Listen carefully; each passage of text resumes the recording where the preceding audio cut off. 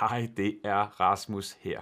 Og i dag der skal vi se på de 2 discipliner, der er, når du markedsfører dig selv som coach. Faktisk er det 2 discipliner i markedsføring, som jo egentlig gælder, om du markedsfører det ene eller andet, eller om du er coach. Så det er altså ikke kun noget for dig, der er coach, det er også for dig, der har en anden type virksomhed. Men det er jo altså sådan, som hvis du har fulgt med her på et stykke tid, så ved du måske, at jeg primært hjælper coaches og konsulenter med at tiltrække nogle flere kunder, der betaler dem nogle flere penge. Så det jeg sidder og bruger som eksempler, og det som jeg underviser i er primært til dig, der er coach eller konsulent. Men når det så er sagt, der er 2 discipliner inden for markedsføring. Og lad mig give dig en lille historie omkring, hvordan jeg fandt ud af det, fordi at på et tidspunkt, der har jeg nogle kunder, og det er sjovt nok, at de fleste af de coaches og konsulenter, der hjælper, de vil rigtig gerne arbejde på deres produkt, men der skal jo også laves noget markedsføring en gang imellem. Og det er jo altså sådan, når man sidder og arbejder på sit produkt, det ligger typisk inden for ens komfortzone, for det er ligesom det, man er ekspert i. Og når man så ikke er ekspert i markedsføring, men skal til at begynde med at lave mere markedsføring, så nogle gange kan det godt være lidt ud af ens komfortzone, og det vil sige, at man har mange gange lyst til at lægge det over til nogle andre. Og jeg ved ikke, om du har lagt mærke til det, men der er måske sket en eksplosion i markedsføringsbureauer. Folk, der vil lave din søgemaskine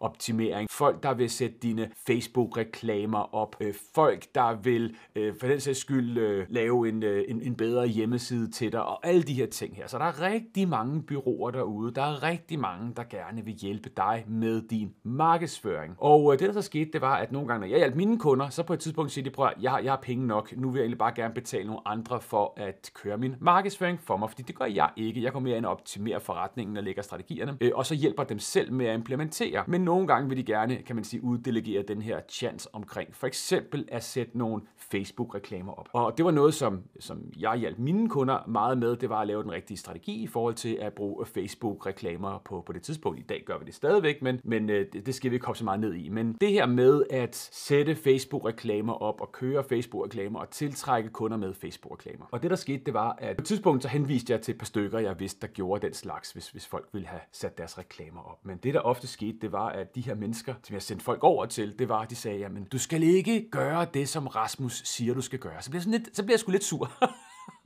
Folk havde jo betalt mig for at lægge en strategi. Jeg henviser dem til nogen, som vel at mærke sælger deres tid, okay? En af de ting, jeg hjælper mine kunder med, det er jo præcist ikke at sælge deres tid, men at skabe en forretning, der skalerer, uden at de sælger deres tid. Så de får en forretning, der kan skalere ud over, at de kun skal sælge en time ad gangen. Og så henviser jeg dem til nogen, som reelt jo sidder og sælger deres tid ved at sætte reklamer op, og man betaler dem per time, eller hvad det nu er, man gør. Og så de sagde så, om du skal ikke gøre, som Rasmus siger. Så bliver jeg sgu sådan lidt fornærmet.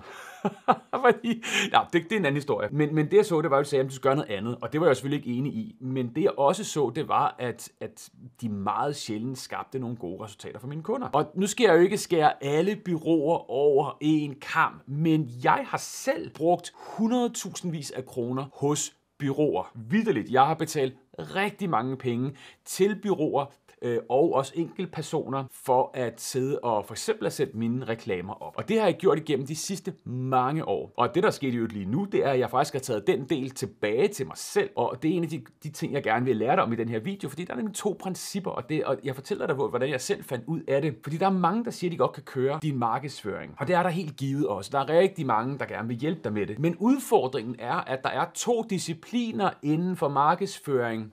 Der er kunsten, og så er der teknikken. Kunsten, det er alt det her med at kende målgruppen, at vide, hvad der trigger dem. Al psykologien i forhold til, at du ved, hvad er deres drømme, hvad er deres ambitioner, hvad er målgruppens problemer, hvad er det, der trigger dem, alle de ting, simpelthen at kende målgruppen. Så kunsten, det er meget det der med at kunne for eksempel at skrive reklamer, finde de rigtige billeder, eller hvis det er en video, lave scriptet til videoen, hvis det er det, man nu laver. Så inden for kunsten, der kan vi sige, det er meget det kreative, det er copywriting. Copywriting, det er det, når man jo skriver tekster, hvor folk skal gøre et eller andet. Og så er der teknikken. Teknikken, det er alt det der med at for eksempel at sætte reklamen op, at få en tracking pixel, hvis du har hørt om sådan noget om det, at tracke konverteringer, at lave rapporteringen, alle de ting. Og det jeg bare så, det var, at når du tager din markedsføring og outsourcer den til et bureau, hvor at du måske får en eller anden junior markedsføringsperson på 23 år, og du måske er en coach med 20 års erfaring, ved Tror du på, at en 23-årig ung fyr,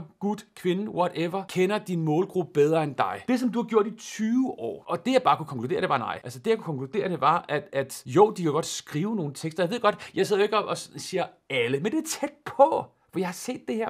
Jeg er vitterligt ikke blevet imponeret af særlig mange bureauer. Det må jeg tilstå, og du ved, hvis du sidder i et bureau nu, og du sidder og bliver triggeret af det, du ved, prove me wrong. Og don't get me wrong, det er jo, jeg er jo ikke inde, jeg hjælper ikke webshops, jeg hjælper ikke store virksomheder. Jeg hjælper coaches med at tiltrække leads, okay?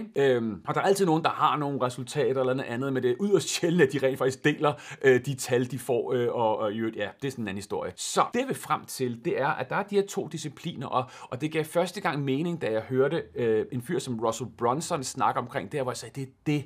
Og det, som Russell Brunson sagde, det var, at inden for markedsføring, der er the art and the science, og det er så det, jeg har kaldt kunsten og teknikken på dansk, med at der er alt det, som jeg sætter op. Og der vil jeg give dig ret. En eller anden 23-årig ung person vil være en fucking ninja til at sætte al teknikken op. Så de her bureauer, de er super gode til al teknikken, rapportering, konverteringer, pixels, alle de der tekniske begreber. Det er de helt fantastiske til at gøre. Men det der med at kende kunden, med at vide, hvad der trigger dem, deres problemer, deres drømme, deres ønsker og skrive noget tekst. Not so fucking much. Jeg har selv, som sagt, brugt utrolig mange bureauer. Jeg har så mange historier omkring mine kunder, der har prøvet at hyre et bureau, hvor de har brændt en masse penge af, men der ikke rigtig er sket noget den anden vej. Jeg ved også godt, der er også ganske få succeshistorier. Jeg kan bare konkludere, at de er langt imellem, og jeg har ikke rigtig set så mange af dem. Så det jeg vil frem til, de to principper, the art and the science, kunsten og teknikken, det er, at hvis det er, at du sidder med din markedsføring, og du gerne vil have nogen til at hjælpe dig, så kan det være nærliggende at sige,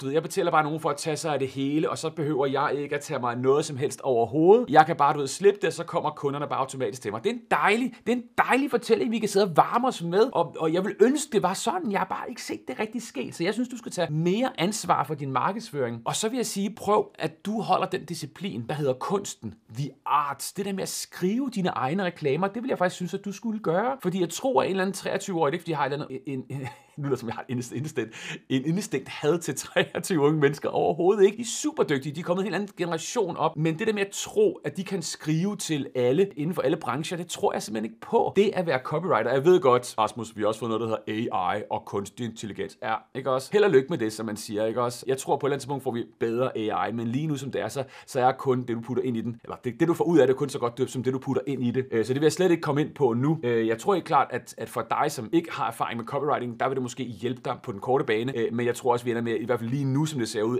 at mere for sådan en grå masse, hvor det hele lyder af det samme. Men det kan være, det ændrer sig inden for de næste par år, at AI'erne bliver bedre. Men at tro, at en eller anden 23-årig person kan sidde og skrive til din målgruppe, som du har 20 års erfaring med, den tror jeg simpelthen ikke på.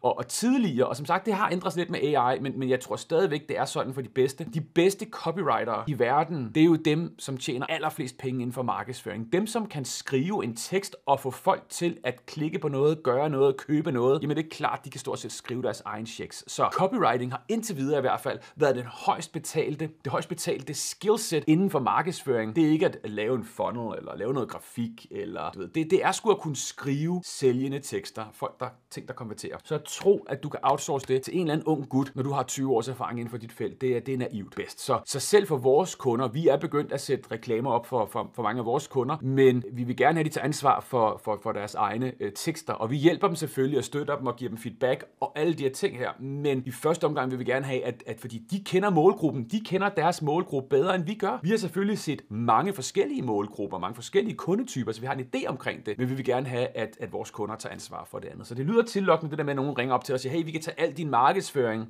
men held og lykke med det. Prøv at se, hvordan det går. Hvis du har erfaring med det, altså du har erfaring med folk, der ringer op på telefonen og siger, du ved, vi tager al din markedsføring, det koster x antal 1000 kroner om måneden, du ved, lad mig høre, hvordan det går, hvor mange kunder får du ind på det, er det pengene værd, eller er det bare nogle penge, du brænder af hver måned, fordi du ved ikke, hvad du ellers skal gøre. Det vil jeg rigtig gerne vide fra dig, fordi jeg har ikke set særlig mange succeshistorier på det, med mindre det er nogen, der er meget niche ned. Det vil sige et bureau, der for eksempel kun arbejder på at få kunder til, lad os sige, hvis du nu var fysioterapeut for eksempel, og der er et bureau, der kun hjælper folk med at få kunder til inden for fysioterapi for eksempel, så er man meget specialiseret, og så har man noget know-how inden for det. Men de generelle bureauer, not so much. Jeg beklager meget, hvis du er et bureau, der sidder og lytter til det her. Jeg bliver selv pitchet utrolig mange ting af mange mennesker, der gerne vil hjælpe med min markedsføring, og jeg svarer stort set ikke rigtig noget af det, fordi at jeg har ikke været imponeret i the past, og der skal virkelig meget til at imponere mig i dag. Så det var det, jeg vil sige. De to to ting, kunsten og teknikken inden for markedsføring. Det er de to discipliner, og hvis du vil outsource noget, hvis du vil lade nogle andre gøre noget, så prøv i starten af kun at outsource. Prøv kun at få andre til at hjælpe dig med teknikken. Det kan spare dig for rigtig meget tid, men prøv i første omgang at sige, prøv at